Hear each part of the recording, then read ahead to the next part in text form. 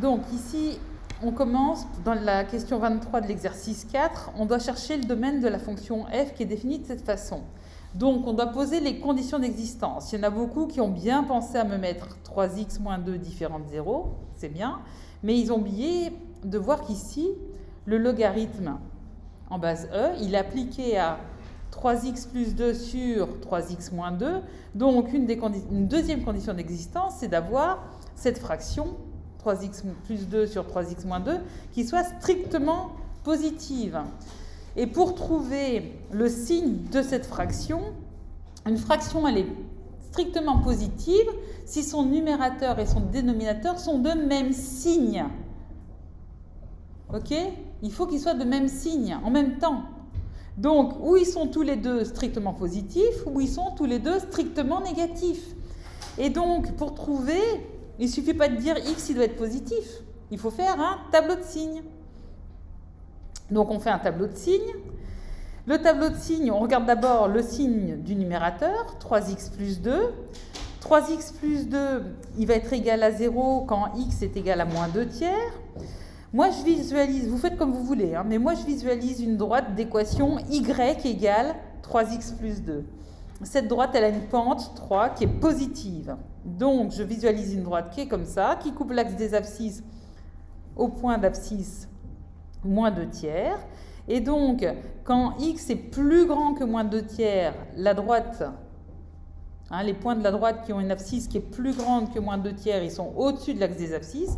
Donc ici, j'ai positif. Et pour les points de la droite d'équation y égale 3x plus 2 qui ont une abscisse qui est plus petite que moins 2 tiers, ma droite, elle est sous l'axe des abscisses. Donc ici, les points de la droite d'équation y égale 3x plus 2 qui ont une abscisse qui est plus petite que moins 2 tiers, ils ont une ordonnée qui est négative. Donc c'est comme ça que j'ai le signe de 3x plus 2. Je fais la même chose pour le signe de 3x moins 2. 3x moins 2, il vaut 0 quand x vaut 2 tiers. Je visualise encore la droite d'équation y égale 3x moins 2. Cette droite, elle a une pente qui est positive. Donc, pour les valeurs de x qui sont plus grandes que 2 tiers, l'ordonnée de ces points est positive. Et pour les valeurs de x qui sont plus petites que 2 tiers, l'ordonnée des points de la droite d'équation y égale 3x moins 2 est négative. Donc ici, j'ai négatif. Ensuite, je fais le signe de la fraction. Donc, une fraction, elle est positive quand le numérateur et le dénominateur sont de même signe. Donc ici, ils sont tous les deux négatifs, donc ma fraction, elle est positive. Là, le numérateur de la fraction vaut 0, donc la fraction vaut 0.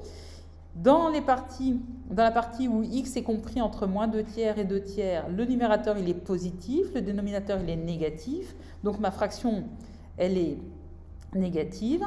Ici, moi, je mets double barre pour valeur interdite. Je sais qu'il y en a certains qui n'existent pas ou qui mettent simplement une barre, mais moi, je vous demande de mettre une double barre pour noter que 2 tiers, c'est une valeur interdite. Ok ? Et pour les x qui sont plus grands que 2 tiers, le numérateur et le dénominateur de notre fraction sont tous les deux positifs, donc la fraction, elle est positive.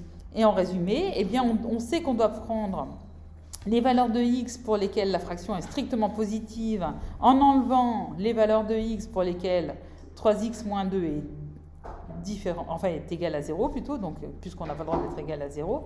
Et en résumé, on fait ça sur... donc en vert, j'ai mis ce qui est vérifié par la condition verte qui est là. Et en rouge, j'ai mis qu'il fallait ne pas prendre la valeur de tiers puisqu'elle est interdite. Et donc, on se retrouve avec le domaine de f qui est égal à cet intervalle.